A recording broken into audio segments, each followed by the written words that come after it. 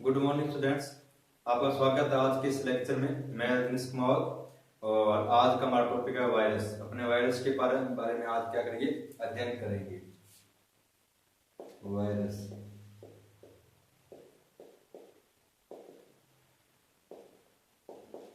Virus क्या एक अकोशिक जीव है। अकोशिक जीव, अकोशिक का मतलब है इसके अंदर एक भी कोशिका नहीं पाई जाती, इनकी कोशिका एब्सेंट होती है। या फिर इसे हम क्या कह सकते हैं, अपूर्ण कोशिका कहते हैं। क्या कहते हैं? अपूर्ण कोशिका कहते हैं। ठीक है, ये क्या होता है? अंतः कोशिकीय परजीवी होता है। क्या होता है? अंतः कोशिकीय परजीवी। परजीवी, पहले परजीवी का मतलब देखो। परजीवी का मतलब क्या होता है? दूसरे के ऊपर निर्भर रहना, पोषण के लिए किसी दूसरे जीव पर निर्भर रहना। तो ये क्या होता है? पादप के अंदर, जंतु के अंदर क्या होते हैं? ये परजीवी के रूप में रहते हैं और वहां अपना क्या करते हैं? सारी प्रोसेस करते हैं, प्रक्रिया करते हैं।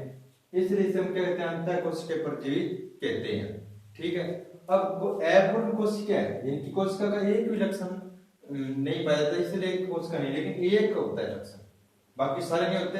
एक लक्षण जरूर होता है, वो क्या होता है? न्यूक्लिक एसिड या कहें अनुवांशिक पदार्थ। अनुवांशिक पदार्थ, डीएनए या आरएनए। डीएनए या आरएनए मौजूद होता है। क्या होता है? डीएनए या आरएनए मौजूद होता है। अब इसकी खोज किसने की, डिस्कवर किसने किया इसको? तो रूस के वैज्ञानिक थे। उन्होंने 1892 ईस्वी में, क्या नाम था उनका? इवानोविस्की। क्या नाम था? इवानोविस्की। रूस के वैज्ञानिक इवानोविस्की ने 1892 ईस्वी के अंदर इन्होंने तंबाकू के मोज़ेक रोग का जब अध्ययन कर रहे थे, तब इन्होंने क्या किया? इसकी खोज की थी और उन्होंने तंबाकू के संक्रमणशील भाग से पाया भी जो विषाणु होते हैं ना, वो जीवाणु झिल्ली से गुजर जाते हैं। ये जीवाणु झिल्ली है, इससे क्या होता है? पास होते हैं, गुजर जाते हैं। विषाणु क्या होते हैं? आर पार निकल जाते हैं। इसका मतलब क्या होता है? जो विषाणु होते हैं ना, वो जीवाणु से भी छोटे होते हैं। अब जो वायरस शब्द है ना, वो लैटिन भाषा शब्द है। इसका शब्द है लैटिन भाषा, जिसका अर्थ क्या होता है? वेनम। क्या होता है? वेनम।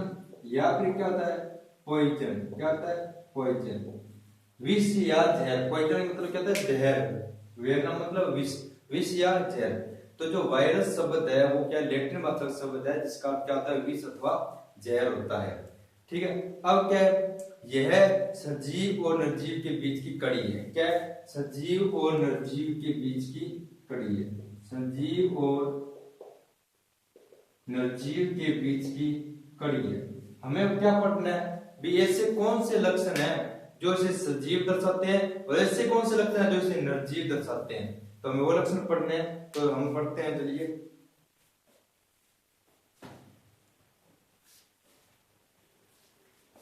अब देखिए सजीव और निर्जीव क्या लक्षण होते हैं।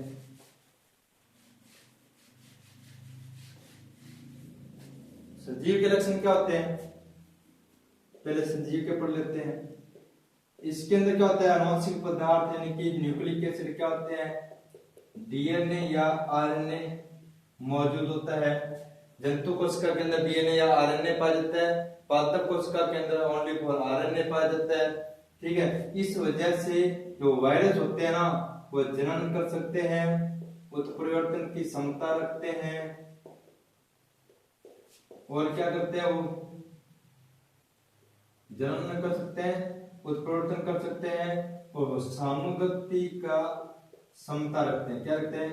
और सानुगति का क्षमता रखते हैं। ठीक है, यानी कि न्यूक्लिक एसिड की वजह से वो क्या कर सकते हैं? जनन कर सकते हैं, उत्परिवर्तन कर सकते हैं, वो सानुगति की क्षमता रखते हैं। अब क्या होता है?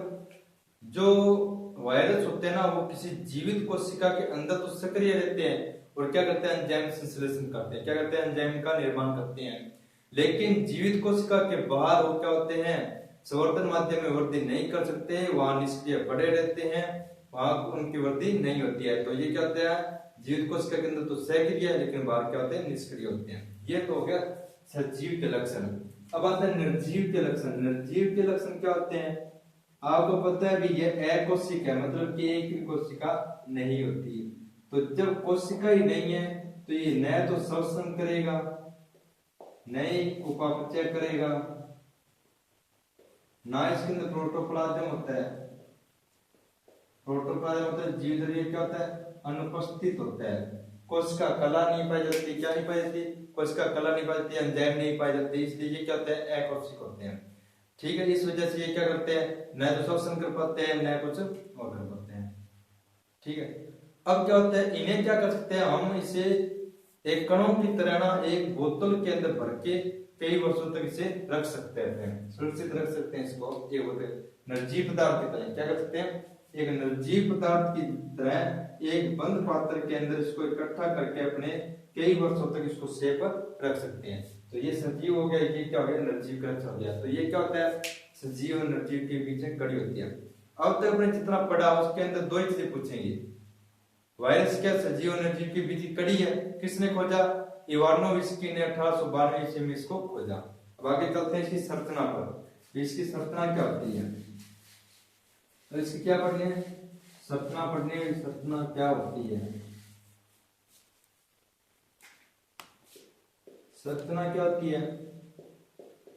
ये क्या होते हैं? इतने सूक्ष्म होते हैं, इतने छोटे होते हैं भी, इन्हें हम किससे देखते हैं?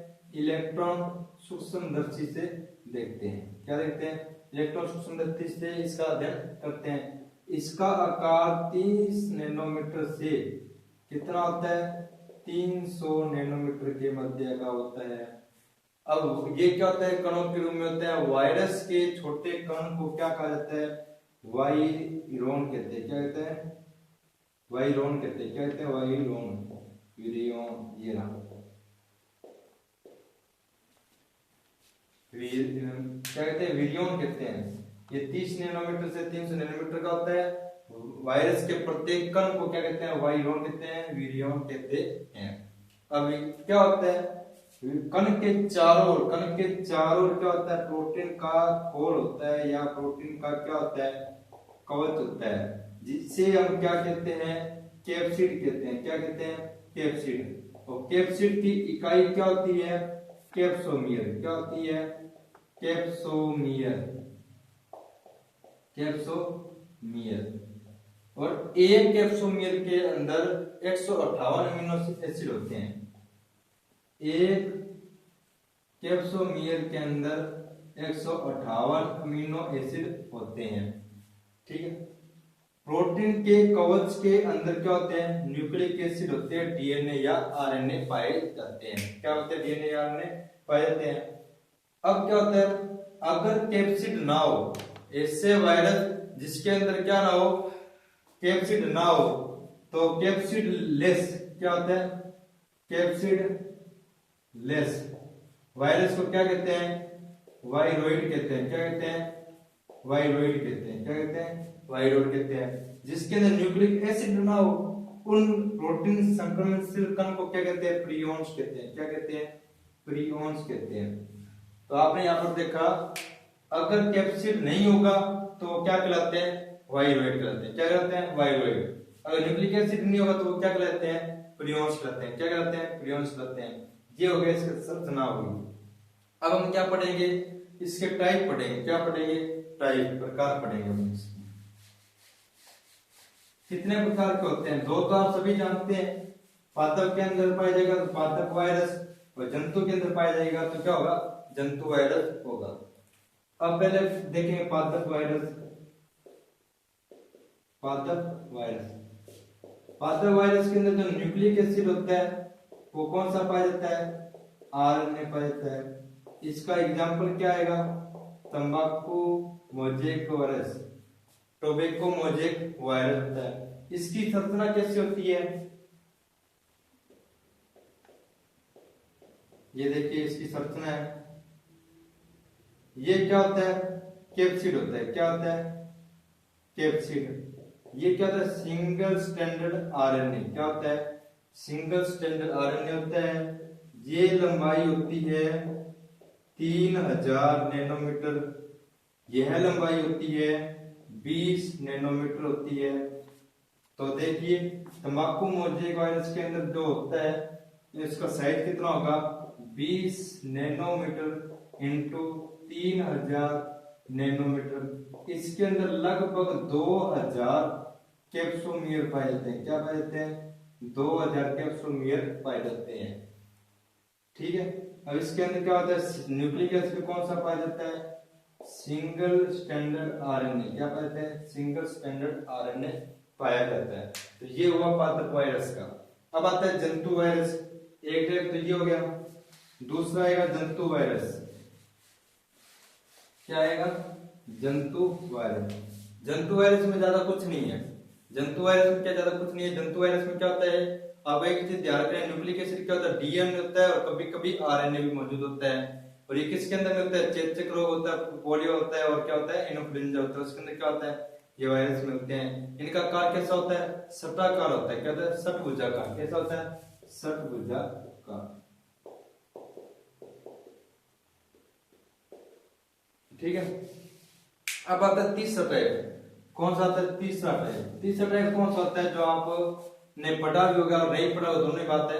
क्योंकि कुछ बच्चे हैं जो साइंस वाले बैठे हैं उनको तो सब पता है और जो आर्ट वाले उनको नहीं ध्यान, उनको दो ही पता है एक तो पादप वायरस एक जंतु वायरस। अब तीसरा क्या आता है जीवाणुभोजी। क्या आता है जीवाणुभोजी। जीवाणुभोजी को इंग्लिश में कहते हैं बैक्टीरियोफेज। बैक्टीरियोफेज जीवाणुभोजी। अब ध्यान से समझिए मैंने कहा था ये क्या होते हैं परजीवी होते हैं। अगर पादप के अंदर पाए जाते हैं पादप वायरस होंगे। अगर ये जंतु के अंदर पाए जाएंगे तो क्या होंगे जंतु वायरस होंगे। अगर ये जीवाणु पर परजीवी होंगे क्या होंगे जीवाणु पर परजीवी। क्या होंगे जीवाणु पर परजीवी वायरस। जीवाणु पर परजीवी वायरस उससे हम क्या कहते हैं जीवाणुभोजी कहते हैं। एग्जाम्पल है टी फॉर जीवाणुभोजी। क्या है टी फॉर जीवाणुभोजी। टी फॉर जीवाणुभोजी ये क्या एग्जाम्पल है। अब ये किसमें पाया जाता है ई कोलाई जीवाणु। किसमें पाया जाता है ई कोलाई जीवाणु पर पाया जाता है। इस्चेरिया कोलाई के अंदर पाया जाता है जीवाणु के अंदर। इसकी शेप क्या होती है हेक्सागोनल होती है। कैसी होती है हेक्सागोनल होती है। ऊपर से क्या होता है हेड क्या होता है हेक्सागोनल होता है। इसके अंदर जो न्यूक्लिक एसिड होता है वो क्या क्या होता है डबल स्टैंडर्ड डीएनए होता है। कैसा होता है डबल स्टैंडर्ड डीएनए होता है। टी पर जीवाणुभोजी होता है वो ई कोलाई जीवाणु के अंदर परजीवी होता है। ये हेक्सागोनल इसका हेड होता है। न्यूक्लिक एसिड कौन सा पाया डबल स्टैंडर्ड डीएनए पाया जाता है इसके अंदर जो एक वर्ले में पाया जाता है।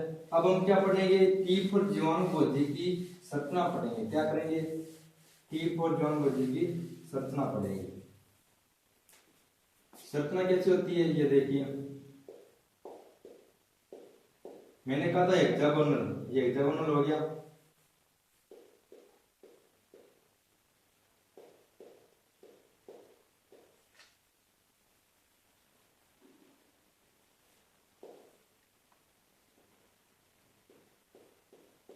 ये क्या इसकी गर्दन है। ये क्या है इसकी गर्दन है। ये क्या आधार है और ये क्या इसकी पुच्छ तंतु है। क्या है पुच्छ तंतु। इसे हम कहते हैं पुच्छ तंतु टेल फाइबर। ये क्या होता है आधार है आधार प्लेट। क्या होता है आधार प्लेट। ये क्या होते हैं ग्रीवा या गर्दन के हैं। इसके आच्छाद भी कहते हैं। क्या कहते हैं आच्छाद। और ये क्या होता है हेड।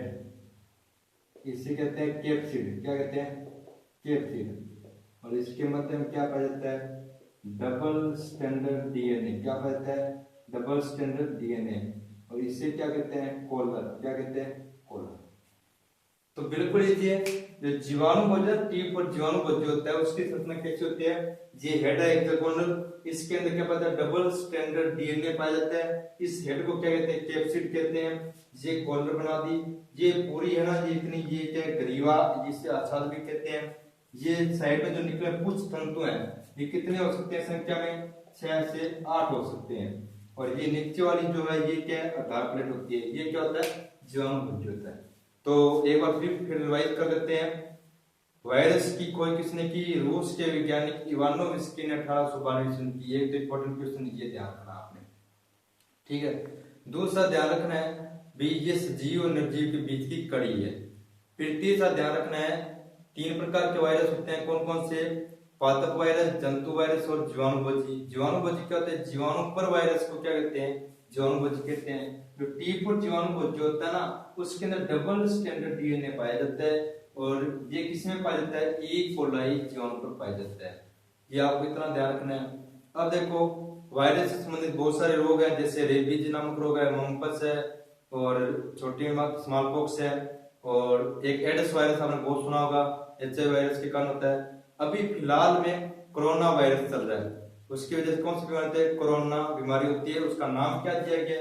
कोविड-19। कोविड-19।